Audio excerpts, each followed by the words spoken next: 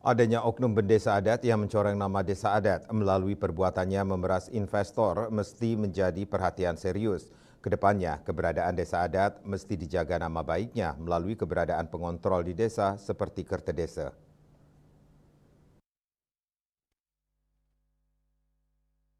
Nama baik Bali sebagai sektor pariwisata mesti dijaga dengan baik. Adanya kasus pemerasan oleh oknum bendesa adat membuat nama desa adat tercoreng. Menyikapi hal tersebut, akademisi Profesor Iketut sudah menyatakan terjadinya kasus pemerasan terhadap investor oleh bendesa adat menandakan tidak adanya kontrol terhadap desa adat.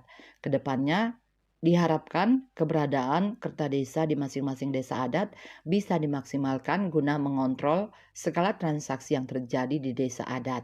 Nah, oleh karena itu sekali lagi mungkin strategi yang bisa ditempuh itu paling tidak di dalam proses pengambilan keputusan itu bendesa adat tidak mempunyai kewenangan penuh. Harusnya ada unsur-unsur lain sebagai pengontrol gitu ya. Lalu di desa kan ada kerja desa misalnya. Ini kan harus diaktifkan. Jangan sampai bendesa adat itu melakukan tindakan yang sesuai kehendaknya gitu.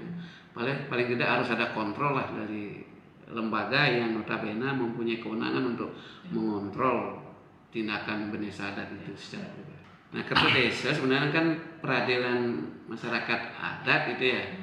Jadi fungsinya di samping mengontrol jalannya pemerintahan desa adat juga dia mempunyai kewenangan untuk mengadili kasus-kasus yang terjadi di lingkungan desa adat. Nah, oleh karena itu sebagai lembaga peradilan di tingkat desa itu seharusnya kan mempunyai fungsi yang sangat strategis dalam mengontrol perilaku pemerintahan desa adat. Kedepannya perilaku bendesa adat melakukan pungutan mesti ditinjau lebih jauh lagi apakah perbuatan tersebut diperbolehkan atau tidak. Desa Aryani, Bali TV.